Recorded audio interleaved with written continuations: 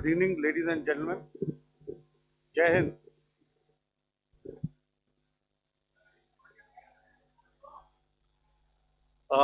Welcome to this special press conference on Operation Sindoor. We will begin with opening statements by the three senior officers to my right here, who have been directly overseeing operations during Operation Sindoor. We have Lieutenant General Rajiv Ghai, Director General Military Operations, who will cover the aspects related to land domain. Air Marshal A.K. Bharti, to his right, Director General Air Operations, will provide insights on the air domain. And to my right is Vice Admiral A.N. Pramod, Director General Naval Operations, who will cover aspects on maritime domain. Following their briefings, we will move on to the question answer session. I now request the DGMO to commence the opening brief. Thank you, Sandeep. A very good evening to all of you, ladies and gentlemen. You are all by now familiar with the brutality and the dastardly manner in which 26 innocent lives were prematurely terminated at Pahalgam on the 22nd of April. When you combine those horrific scenes and the pain of the families that the nation witnessed with numerous other recent terrorist strikes on our armed forces and defenseless civilians, we knew that the time had arrived to make yet another compelling statement of our resolve as a nation. Operation Sindoor was conceptualized with a clear military aim to punish the perpetrators and planners of terror and to destroy their terror infrastructure. What I do not state here, of course, is the often stated determination of India and its intolerance to terror. It set into motion a very diligent and microscopic scarring of the terror landscape across the borders and the identification of terror camps and training sites. The locations that emerged were numerous, but as we deliberated more, we realized that some of these terror hubs were now bereft of any presence and had preemptively been vacated, fearing retribution from us. There was also a term of reference and our own binding, self-imposed restriction to target only terrorists and thus prevent collateral damage. There were 9 camps that you are now all familiar with, which were confirmed by our various intelligence agencies to be inhabited. Some of these were in POJK, while there were others that were located in the Punjab province in Pakistan. Nefarious places such as Muridke, the hub center of the Lashkar-e-Taiba, has over the years bred infamous characters such as Ajmal Kasab and the likes of David Headley. What followed was a careful scrutiny of each of these sinister locations, their layout, configuration, even the type of construction in each structure and the terrain obtained around these. This was with an obvious intent to deduce and identify the exact vector that was required for their neutralization, as also the eyes in the sky that we would send up to ensure that we brought back evidence that we had indeed targeted what we set out to. The precise images of these engagements on that fateful and historical night have already been showcased during the first press statement on the 7th of May that was helmed by our Foreign Secretary. I have no doubt in my mind that we achieved total surprise, and those strikes across those 9 terror hubs left more than 100 terrorists killed, including high-value targets such as Yusuf Azhar, Abdul Malik Rauf, and Mudassir Ahmed that were involved in the hijack of IC-814 and the Pulwama blast. The line of control was also violated soon after by Pakistan, and the erratic and rattled response of our enemy was apparent from the number of civilians, inhabited villages, and religious sites such as Gurudwaras that were unfortunately hit by them, leading to a sad loss of lives. The Indian Air Force played a major part in these strikes by engaging some of these camps, and the Indian Navy provided wherewithal in terms of precision munitions. The Indian Air Force obviously had their assets up in the sky, and I will here request Air Marshal Bharti, the Director General of Air Operations, to detail for you the methodology that the men in blue adopted to successfully manifest this mission. Thank you, Rajiv. A very good evening, ladies and gentlemen. It indeed is a difficult time that we have to come here like this and brief you. We could have done without this, but we had no choice. As the DGMO has detailed, the event was precipitated by the dastardly act at Pahalgam. The sequence of events have already been detailed. We carefully selected the targets, and out of the 9 selected targets, the target systems that were given to the Indian Air Force were the notorious training camps at Bhavalpur and Muridke, these being further from the international boundary.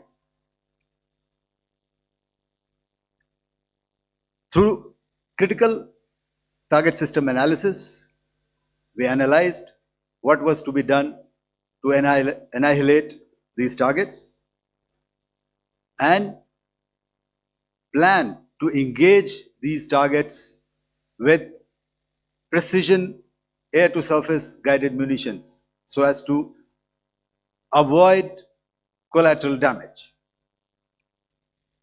The modalities of planning process I will not go through at this instant. However, what I would like to show you is the results that we achieved through our targeted airstrikes. Could I have the second slide, please?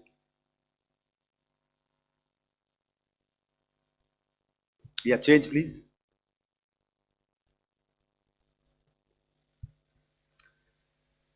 Okay.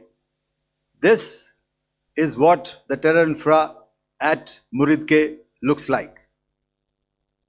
If you see, north is as indicated, and to the right is east, where the international boundary lies. Could we have the next slide, please?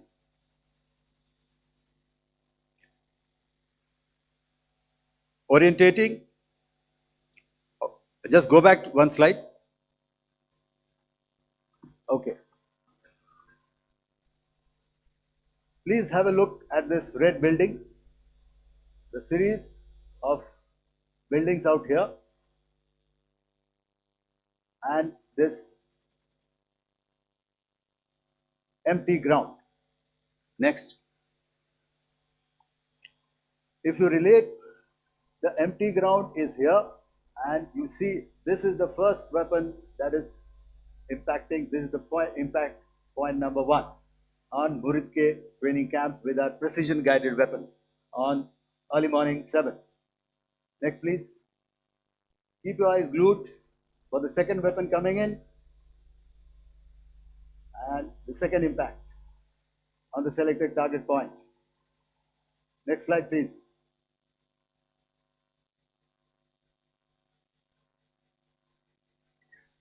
Third weapon, third impact. Continue. And fourth weapon, fourth impact. So through these targeted and precision targeting, we addressed the target at Muridke, which was the training infrastructure. Can you hear me?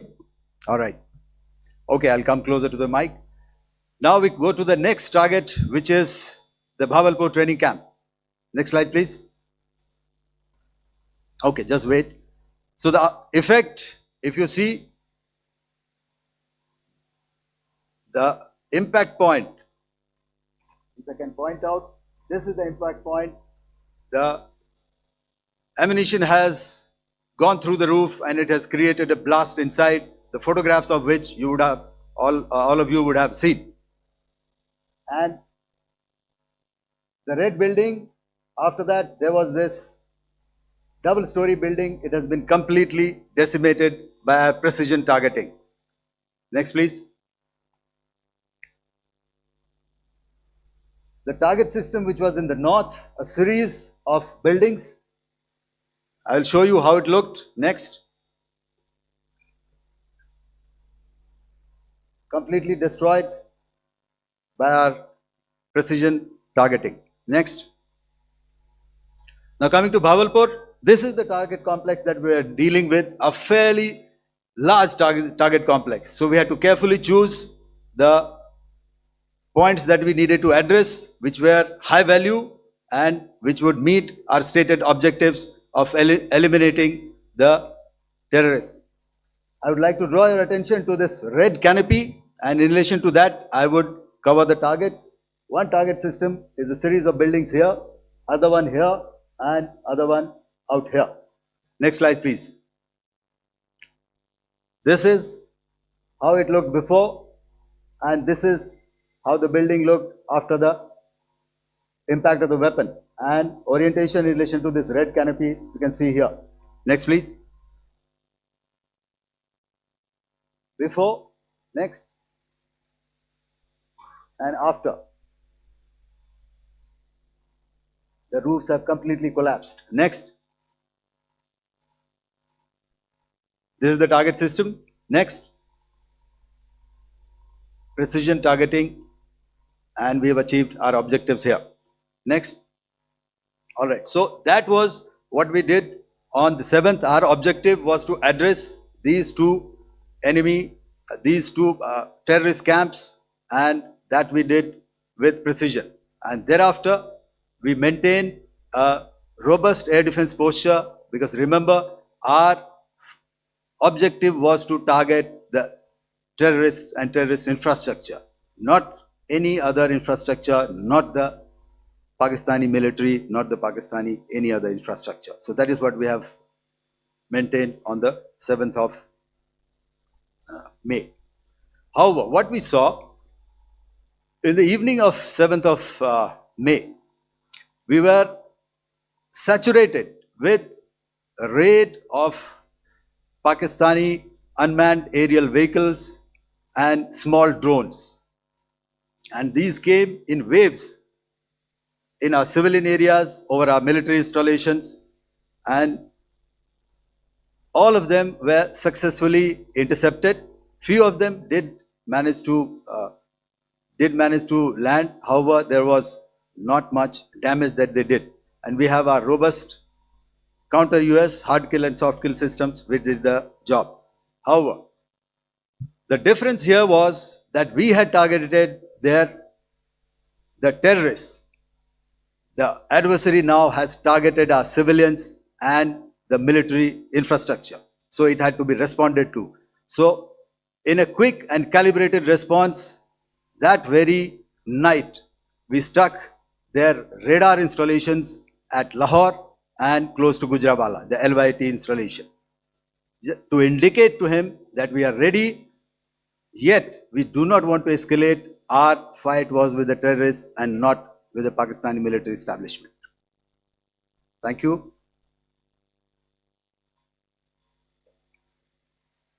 Thank you, Air Marshal Bharti.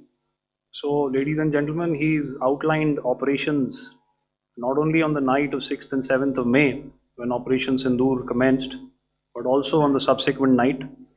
Being well aware and familiar with the congenital and impulsive nature of our adversary, and even though we did attempt to reach out and communicate our compulsions to strike at the heart of terror to my counterpart in the immediate wake of Operation Sindoor, the request was brusquely turned down,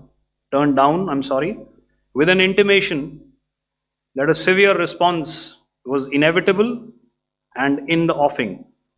We were, of course, prepared. Operations on the 7th and the 8th, Air Marshal Bharti spoken about. On the night of 8th and 9th of May, they flew drones and aircrafts into our airspace all across the borders and made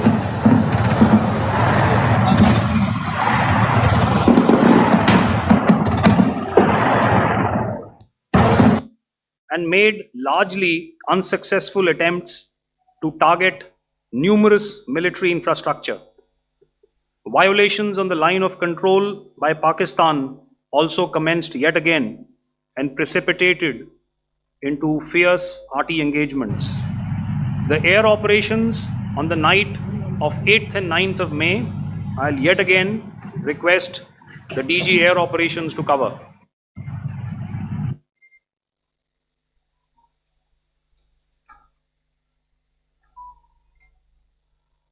So I just covered what happened on the night of 7th and 8th. What we found that on the night of 8th and 9th, starting as early as 22:30 hours, our cities had a mass raid of drones, unmanned aerial vehicles, UCAVs, starting right from Srinagar, going down right up to Nalia. It was a mass raid in waves, violently. However, prepared air defense ensured that there is no damage on ground or to any of the intended targets that the enemy might have planned for. The difference between 7th night and 8th night was that on 7th night, he sent in his Yeha class of UAVs. However, these UAVs can go some distance, they are armed. However, on the 8th, less numbers of armed UCAVs were there or UAVs were there, and more numbers of quadcopters, maybe for surveillance or just for harassment of civilians. This continued till midnight. Our air defense preparedness ensured that there was no damage on the ground, either to the military installations or to the civilians.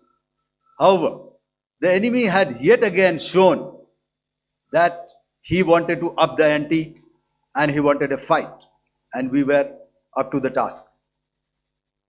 In a measured and calibrated response, we once again targeted his military installations, which included his SAM sites at Malirkant. This also included his surveillance radar sites at Lahore and close to Gujranwala. These were suitably addressed, and thereafter his drone attacks continued, which we countered, and during the daytime there was some respite. Here I would like to bring out another aspect. What we found was that while the drone attacks were being launched from somewhere close to Lahore, enemy had allowed his civilian aircraft to also continue to fly out of Lahore. Not only his own aircraft, but international passenger aircraft, which is quite insensitive, and we had to exercise extreme caution, even at the cost of some tactical disadvantage, to ensure that there is no damage to any of the civilian aircraft. And this was also brought out in our press briefing during the day. So I will now hand over to my colleague to cover the events of 9th onwards. On land, we also undertook certain measures such as deployment of air defense and electronic warfare assets to establish an integrated grid with the Indian Air Force, and I have seen and heard some of you wax eloquent about the benefits of such an architecture when it comes to negating and combating air intrusions. We also carried out deployment to include movement of our forces in the land, sea, and air domains. The night of the 9th and the 10th of May saw similar intrusions by drones and aircrafts, and this time there was a concerted effort to target airfields and some very, very important logistic installations, albeit yet again unsuccessful and denied gallantly and efficiently, I must say, by the integrated Indian Air Force and Indian Army Air Defense. We further strengthened our deployment and also initiated some pressure points to send a very clear and unambiguous message to the other side to desist from any misadventures on land. Some of the airfields and dumps saw repeated attacks in waves from the air. All were thwarted. The Pakistan Army has reported to have lost approximately 35 to 40 personnel in artillery and small arms firing on the line of control between the 7th and the 10th of May. What the other side had probably also not reckoned with was the speedy and precise turnaround and hit back by the Indian Air Force. And I will yet again ask Air Marshal Bharti to speak about these significant and game-changing strikes. I will thereafter request Vice Admiral Pramod, my colleague and Director General of Naval Operations, to tell us about some very telling naval maneuvers in the Arabian Sea that exerted pressure on the night of 9th and 10th of May. Over to you, sir. Commencing about 2000 hours, that is 8 p.m. local time, on 8th of May, several Pakistani unmanned aerial systems, drones, combat vehicles attacked multiple IF bases. These included Jammu, Udhampur, Pathankot, Amritsar, Bhatinda, Nal, Dalhousie, Thois, Jaisalmer, Uttarlai, Falodi, Nalia. These were almost simultaneous and they came in waves. All our AD guns and other systems were waiting for them. All these waves were neutralized by our trained crew using the air defense systems that they have, and also some of them were utilized using our legacy systems like Pechoras and IF Summer, which we have recently acquired, and some were neutralized by the Garud snipers. There was no damage on ground from these incursions and these mass raids, if I could call them, from the Pakistani side. However, following these relentless attacks on our air bases, on our forward positions, and on our civilian targets, this was time to convey some message to our adversaries. And therefore, a decision was taken to strike where it would hurt. And towards that, in a swift, coordinated, calibrated attack, we struck his air bases, command centers, military infrastructure, air defense systems across the entire Western Front.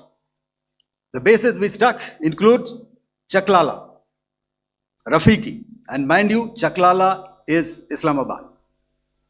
Rahim Yar Khan, Sakar, sending a clear message that aggression will not be tolerated. This was followed by strikes at Sargoda, Bholari, Jacobabad. We also struck the C2 centers at Murid, the UAE complex at Murid, Rafiki, radar at Chunia, which I will show you, Rahim Yar Khan airfield, and the unmanned combat aerial vehicle hangar at Sakar. I would like to reiterate here that we have the capability to target every system at these bases and more. However, it was only a measured response to instill good wisdom to our adversary to refrain from further escalation. IF response was directed only at military installations, avoiding civilian and collateral damage.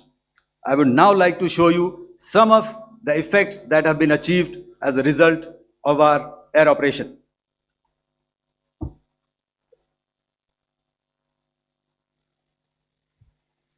Here is the Pasrur air defense system, if you could see. Zoomed up view, this is the radar mounted on a high tower. And after the strike,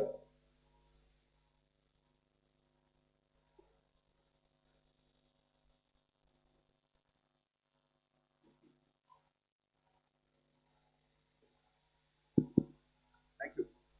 Can you hear me? Yeah, thank you. And after the strike, this is what has happened. This radar has been taken out, completely burnt. Next slide, please. The Chunia air defense radar, which was taken out on 7th and 8th. This is the radar site. A blown up photograph, once again, on a tower. Not very clear, but what you see very clearly is the after effect after we have stuck. The radar head has been completely decapitated. Next slide, please. Arifwala air defense radar. In this complex, you see how it looked before, blown up image, and after really blown up. Next. Now coming to Sargoda airfield. Remember, this is one of their important airfields wherein they have a lot of assets, F-16s, other assets which they keep getting, training institutes. And we have stuck this airfield. It is not, if you zoom in here, then one impact point here on the runway and second impact point of our weapon, precision weapon on the runway. And if you see this blown up, repairing going on. Same here. Next. Rahim Yar Khan. This is the area we have stuck. A deep strike out here and one complex here.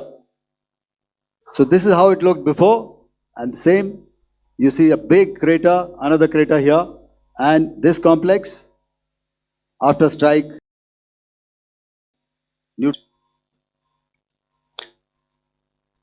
Chaklala airfield, Noor Khan, once again a major air base, a lot of their logistic assets out here. This was the chosen complex that we intended to strike and convey a message. Next slide, please. This is how it looked before, and this is how it looked after our strike. Next. Sakar. We chose the radar site at Sakar. This is the radar site. And after it was struck, this is the aftermath, completely burnt out. Next, please. Aircraft shelter.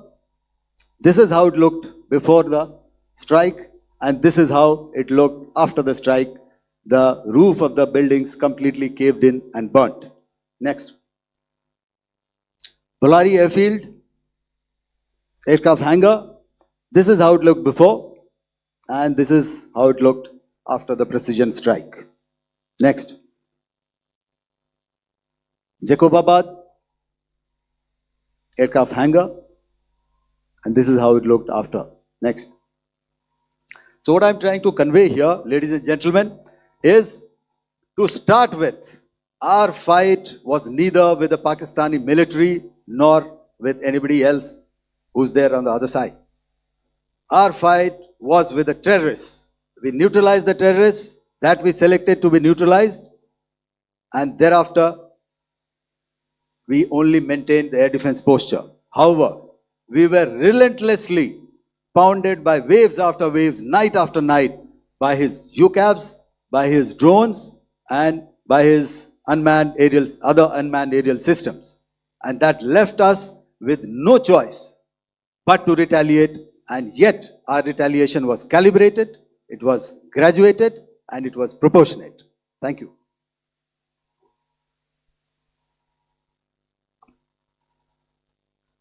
Good evening, ladies and gentlemen. In the aftermath of the cowardly attacks on innocent tourists at Pahalgam in Jammu and Kashmir by Pakistani-sponsored terrorists on 22nd April, the Indian Navy's Carrier Battle Group, surface forces, submarines and aviation assets were immediately deployed at sea with full combat readiness in concert with the Joint Operation Plan of the Indian Defence Forces. You may be aware that we tested and refined tactics and procedures at sea during multiple weapon firings in the Arabian Sea within 96 hours of the terrorist attack. The aim was to revalidate our crew, armament, equipment and platform readiness to deliver various ordnance on selected targets precisely.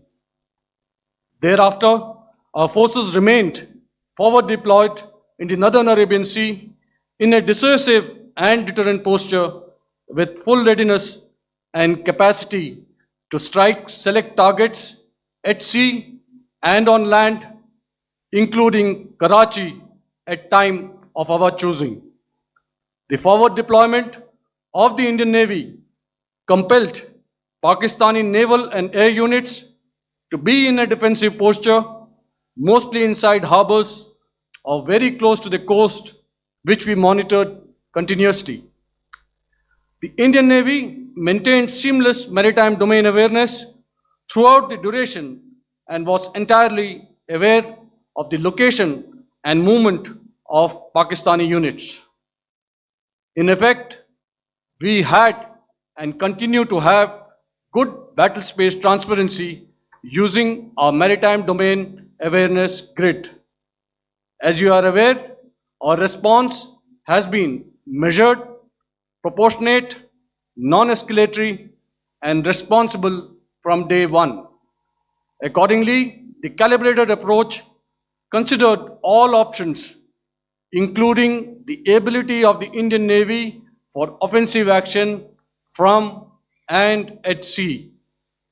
As part of this escalation control mechanism, the application of force by the Navy was planned in a synchronized manner in coordination with the Army and Air Force, the highlight being teams from the three services working closely in an integrated manner. Along with the kinetic actions by the Indian Army and Indian Air Force, the overwhelming operational edge of Indian Navy at sea contributed towards Pakistan's urgent request for a ceasefire yesterday. Indian Navy remains deployed at sea in a credible deterrent posture to respond decisively to any inimical action by Pakistan of Pakistan-based terrorists. Thank you. Samno Varna, Jai Hind. Now I'll hand over to Director General Military Operations for further proceedings.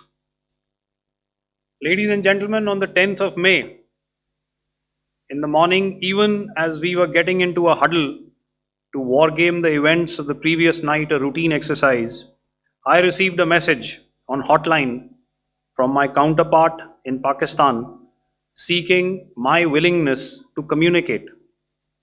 Since our initial aim was to strike at terror camps, and all our actions in the subsequent days were in response to the intrusions and violations by the Pakistan Air Force and its army, it was decided that I would indeed speak with my counterpart.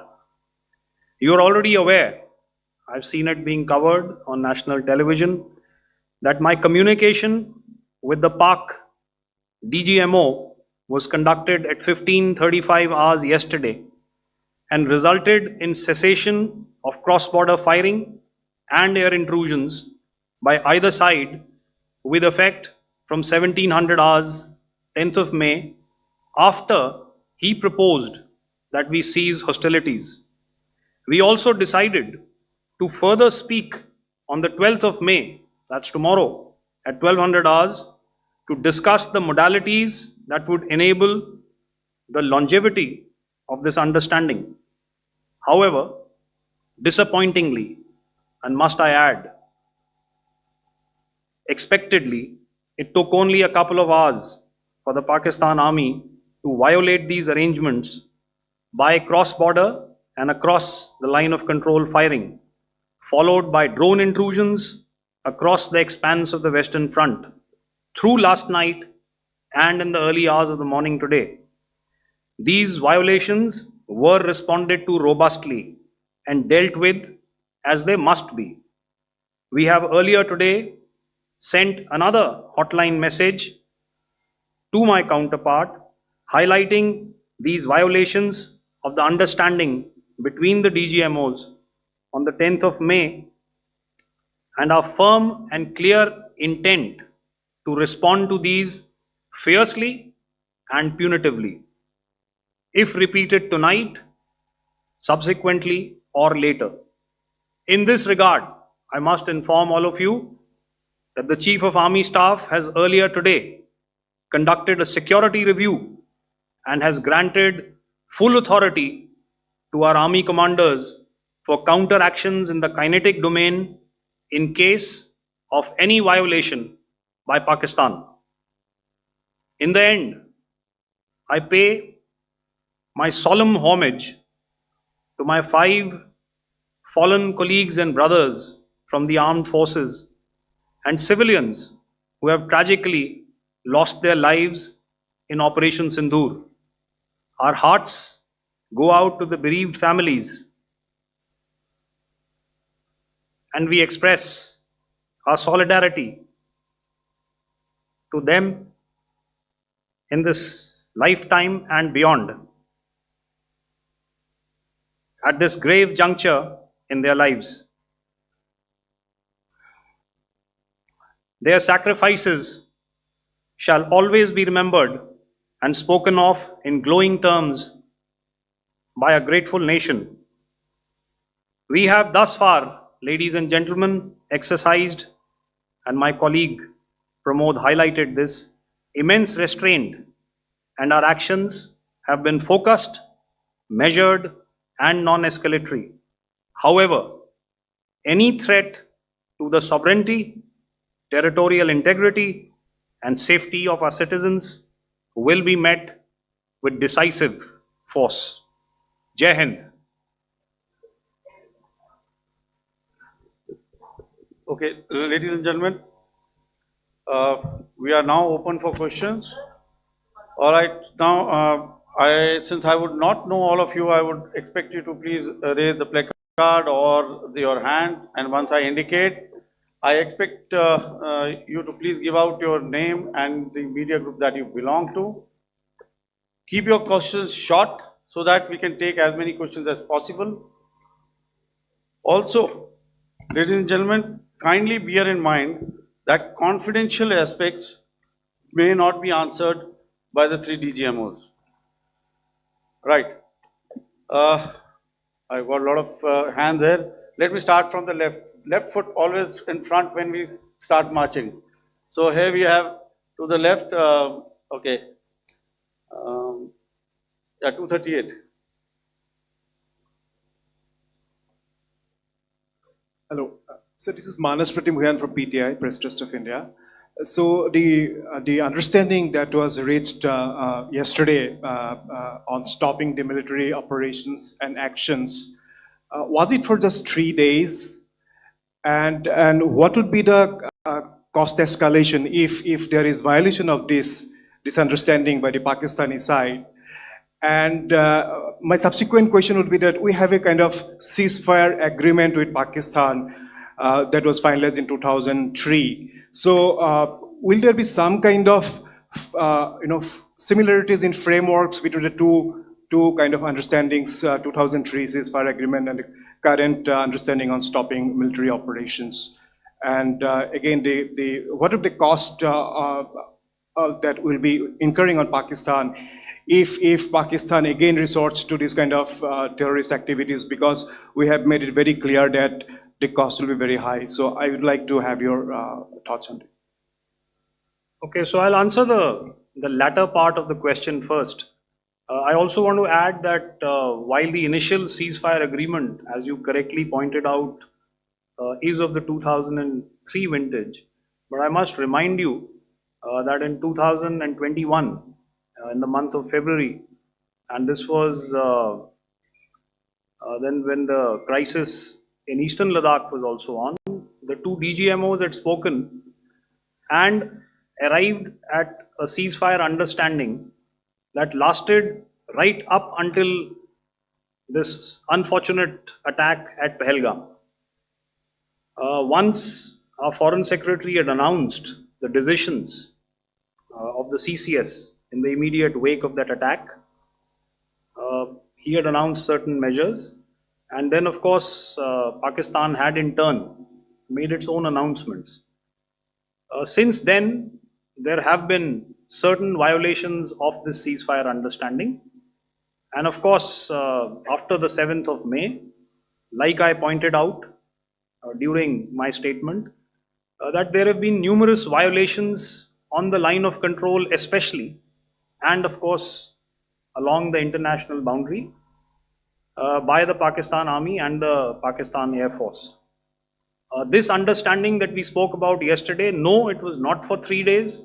It was first to stop aggressive and hostile activities immediately, let that order and direction settle down for about 36 hours, and thereafter discuss modalities, like I said, to ensure its longevity. That is tomorrow on the 12th of May. But unfortunately, we had a violation starting at approximately 1900 hours last night, and we've sent a communique, like I said, to the Pakistan Military Operations Directorate, and we will await to what happens tonight. All right. The cost escalation, I'll leave it to your best imagination. I've already said that the response will be fierce and punitive. Now, the right foot forward. Yeah.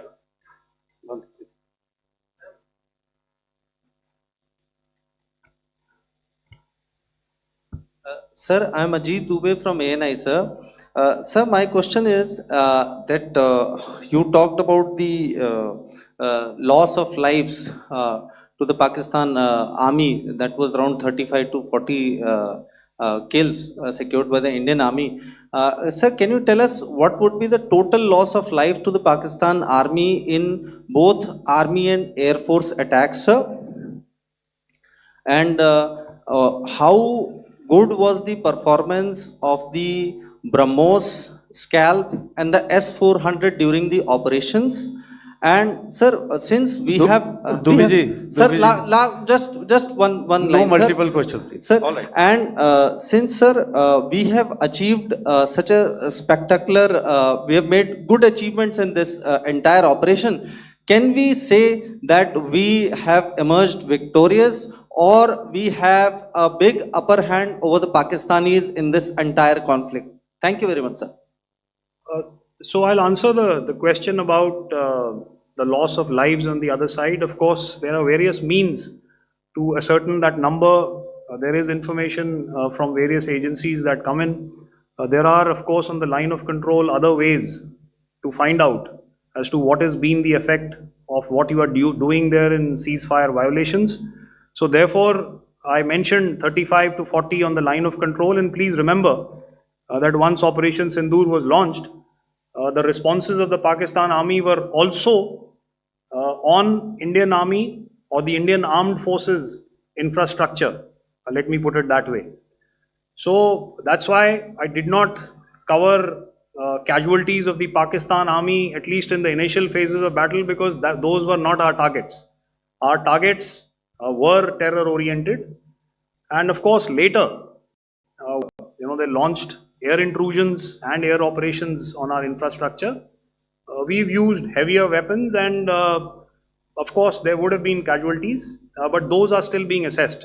The effects of the weapons that you mentioned, I will request Air Marshal Bharti to apprise all of you about those. Good evening, Mr. Ajit. How are you? Ajit, okay, you're meeting after some time. I never mentioned about any of the weapons that we used.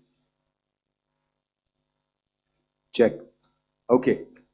What I was saying, that I never mentioned of any of the weapons, the caliber that we used. All right. So we'll leave it at that. Those are matters of operational details which I would not like to go into.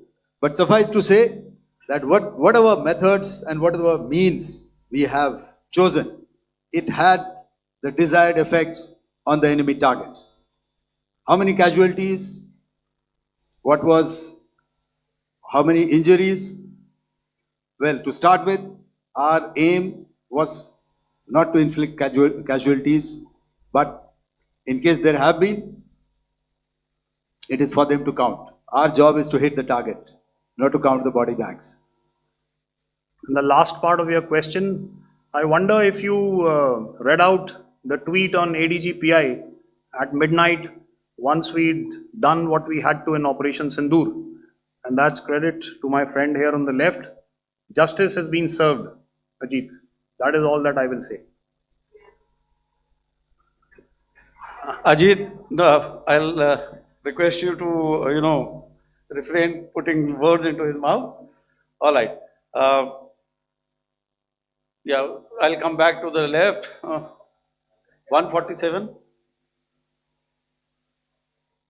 Sorry, 47. No, 47. Did I see it here or? Yeah. Good evening, gentlemen. Sorry, 147. I saw it there. Sorry. Yeah. Since I've already said 147. Start, please. Hi, sir. Good evening. This is Shivam Patel from Reuters News Agency. Thank you for giving me the opportunity. My question, sir, is how many military targets did Indian Armed Forces strike in Pakistan in response to the attacks from Pakistan? How were these targets selected? And how many troop casualties have been there in total on both sides, if you give details? Thank you. I'm sorry, where are you? I haven't spotted his. His to the Yeah. right. Okay. Can you just repeat that for me, please? Sure, sir. So my name is Shivam Patel. I'm from Reuters News Agency. My question is, how many military targets in total did the Indian Armed Forces strike in Pakistan in response to the attack from Pakistan? How were these targets selected? And how many troop casualties have been there on both sides, if you can? So you're speaking of the targets that I mentioned in the wake of the attack at Pahalgam, right?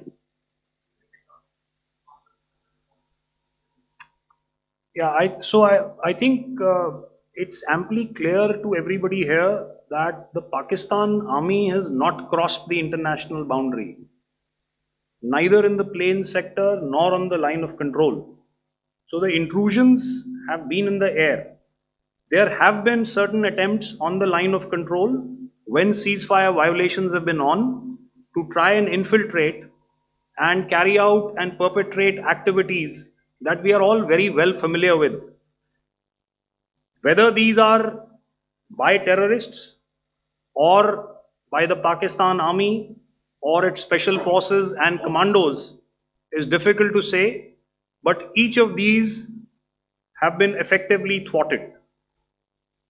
So therefore, as far as engagements of military targets on the other side is concerned, I thought Air Marshal Bharti covered those very well and in detail, and he also mentioned as to how they went about targeting those. I think those images were very clear and very, very graphic in telling us as to what we needed to hit. And you'll remember that right at the outset I said that we even went into what was the construction in each of these locations and therefore decided on the vector that had to be utilized. Please. Okay, if I could add to what the DGMO has said, I have already detailed the targets. Now, whether it is X numbers or Y numbers is that is immaterial. And what damage have we inflicted? You have seen. What are the casualties on the other side? As I said, that is for them to count. As far as we are concerned, from the air defense side, if they had a choice, they would have definitely come in. They are fighters, there are more numbers of UCAVs. It is not that they did not intend to come in. It is only that our robust AD posture prevented them from coming in. So that must be known and that must be realized by all the audience here. Yeah, I'll come to the left now, 24.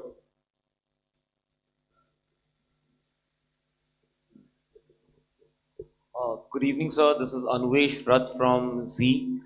Sir, I wanted to know on the first briefing, which was done by FS and two representatives from Air Force and Army, you showed a list where there was 21 places in that list. You have stuck 9. Are more operations going to be held? Is Operation Sindoor still on? And the second question, thank you, sir. Thank you so much. And also, I want to congratulate all three of you for a fantastic operation that you guys have done. Thank you so much. Thank you so much for that one question. Yeah. Sir, the question. Unfortunately, Rath, is that your name? I'm sorry. As far as operational details are concerned, I am not in a position to share those right now. But I think I'll take a cue from Pramod. He said towards the end that the Indian Navy is still in a posture that is deterrent. And I have already made it very clear towards the end of what I said that it's only a couple of hours ago that the Chief of Army Staff has carried out a security review and he's authorized our army commanders to deal with violations of any kind from across the borders in a manner that they deem fit. So again, to reiterate, the response will be fierce and it will be punitive.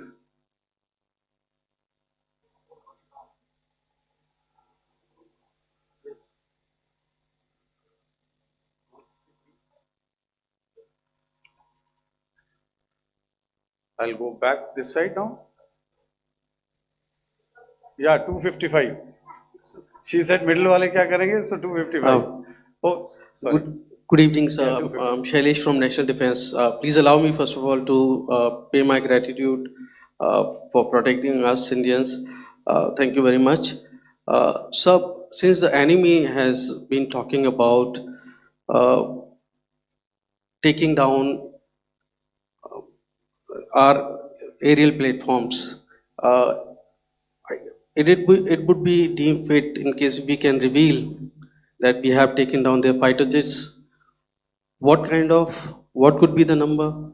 Though you said that they may be not good to reveal the platforms, but since this has come from various quarters in Pakistan, so I believe that we need to answer, in case if you can, sir, if you may allow. The question is for me? Yes, sir. Okay, and if I get it right, you want to know how many of their planes we have downed? Yes, sir. Yes, sir. All right. See, as I said, their planes were prevented from coming inside our border. All right. So we do not have the wreckage with us, but definitely we have downed a few planes. Numbers, we would not like to hazard a guess out here. Okay. I have the numbers, okay, and we are getting into the technical details of it to establish it. So I would not like to put a figure at this time, but definitely there are losses from their side which we have inflicted. Were they, Please don't ask. were they fourth generation plus, sir? No, See, sir, you're putting words into my mouth. Why do you Sir, say fourth generation? Let us make it high tech. Thank you so much, sir. all Thank right. you. Yeah, 163.